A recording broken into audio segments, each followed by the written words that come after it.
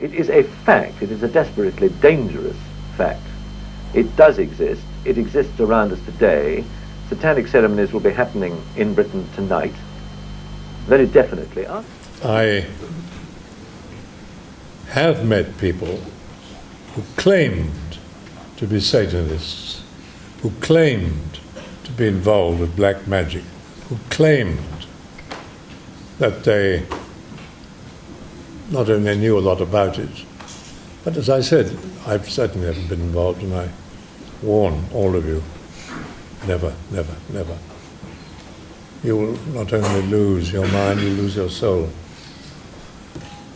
Do you regard black magic as being purely fictitious, or is there some truth in it? Some truth. 100% truth. There is nothing fictitious about black magic, in any way whatever. It is a fact. It is a fact which has existed for several thousand years. I mean, when we talk about black magic, we are talking about Satanism, necromancy, alchemy, witchcraft, the worship of Satan, the worship of dark forces, whether it's voodoo, juju, whether it's something practiced in the Western world or the Eastern world, whether it's easily defined or not easily defined, the order of the left-hand path, the following of this, the following of that. It is basically the worship of the force of evil as embodied by Satan, Lucifer, the princes of darkness and their legions and so on. In a very simple sense, of course, it goes much more deeply than that. It is a fact. It is a desperately dangerous fact. It does exist. It exists around us today. Satanic ceremonies will be happening in Britain tonight. Very definitely. Ask any priest, ask any member of the forces of law and order, and they will tell you that Satanism as such, it's there, and it has been for thousands of years. Man has worshipped the devil longer than he has worshipped perhaps an established religious figure. Do you think you're in any danger in mimicking it in front of the camera? No, that's an interesting question, because I must admit that it did enter our minds when we were performing some of these ceremonies. You see, I am playing, as I told you, a priest. The various ceremonies that are carried out by the priest, in this case myself, and the members of his group or coven, are blasphemous ceremonies, totally blasphemous and totally profane. They have to be. That is to say, they must be profane and blasphemous to be effective. This is part of the ritual and part of the belief of these people, that in order to make any kind of ceremony totally effective, it must be the exact diametrical opposite of the real ceremony. That is to say, if you make the sign of the cross, you do it like that, upside down. If you are going to carry out a satanic ceremony, whether it's a baptism or a particular group of people doing something like trying to raise an elemental or trying to create the perfect situation for an evil spirit or trying to produce evil vibrations and so on, they plug in, so to speak, the force of evil like plugging in on a switchboard with a telephone. In order for this to be effective, it must be carried out, as I've already said, by a consecrated person, i.e. a priest, and it must also be carried out on consecrated ground.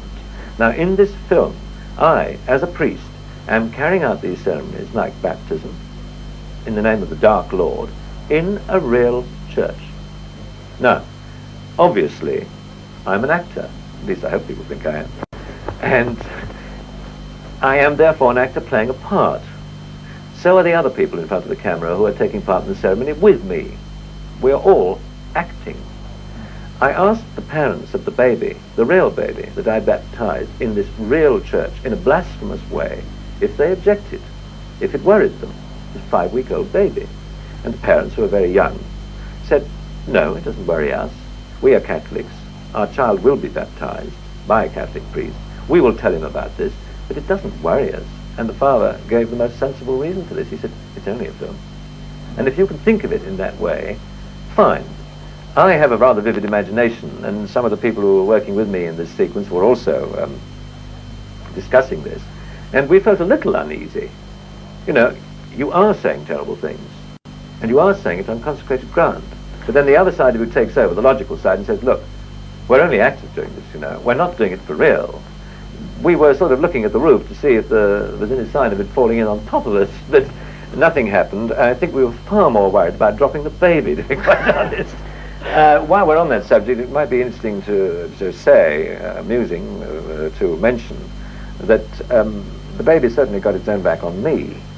When it came to the actual baptism of the child, I have already told you that the parents didn't object, because I was making the sign of the cross on the child's forehead in supposedly blood, upside down, and baptizing the child into the service of the Dark Lord.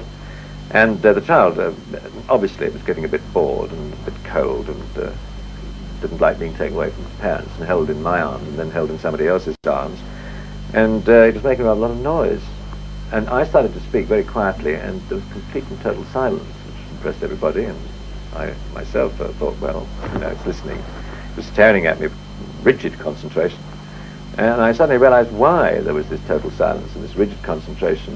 The child was retaliating in the way in which it knew best, all over me, and all over the lady who was holding the child. Well, all I can say is it speaks volumes for our self-control that none of us broke out, because, of course, it was extremely funny. Why has there been a resurgence of interest in the subject? I honestly don't know. I've been asked this question all over the world. I've talked to people who are serious professional students of the occult. I talked to a man who wrote a whole book about the occult in America called The Occult Explosion. I think it's a form of escapism. It's the fact that in this day and age we do live in a somewhat disagreeable world in many respects that I don't have to even talk about. Everybody knows this is a fact.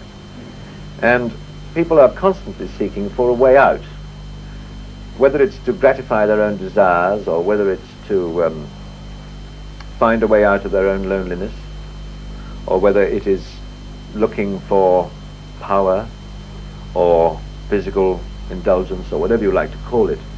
I think it's always this question of people looking for a road out, an exit, an escape, some form of safety valve which will help them to blow off steam. They don't realize how dangerous it is to get involved in this respect, because inevitably they start at a lower level and then they get absolutely under the control of the bosses, because the bosses exist. They have the same ranks in the church of evil as they have in the good church. They do. They have ranks in the hierarchy of the priesthood, just as you have bishops and deacons and archbishops and cardinals and so on. You have various ranks and grades, like Magister Templi, the master of the temple, Ipsissimus, the sort of number one top man. And this is not just occult writing for the sake of writing. This is a fact, and people really believe in this. As a matter of fact, there is a church in Los Angeles called the Church of Satan, which is run by a man called Anton Sandor LaVey, who has written 2 books.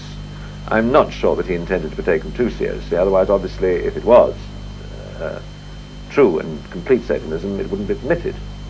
But he sent me a copy of 2 of his books, because he'd seen a picture I'd done with Sammy Davis Jr. in which I'd played the devil, a very sort of modern, up-to-date devil, Lucifer. The thing was called Poor Devil. The film was called Poor Devil. It was very amusing. It was a comedy. And he sent me a copy of one of these books, which was headed Regi Satanas, which means Satan is king, more or less. And he wrote underneath to Christopher Lee, a fine actor and a perfect devil. And from Sandor LaVey, well, I took that as a compliment. I don't think that's intended to be taken too seriously. That is all out in the open. But the real thing is something which I wouldn't be prepared to discuss. I have never attended a ceremony of this kind. I would not even begin to discuss what actually takes place during a Black Mass, because it is so appallingly blasphemous and so repulsive and so unbelievably foul. Not just a question of hundreds of years of ritual, but what actually happens, what people actually do, and what is done to the host, and what is done to the cup, and so on. Something I wouldn't be prepared to discuss in public. Enough people have written about it. Joris Karl Huysmans wrote about it. Dennis Wheatley has too, of course.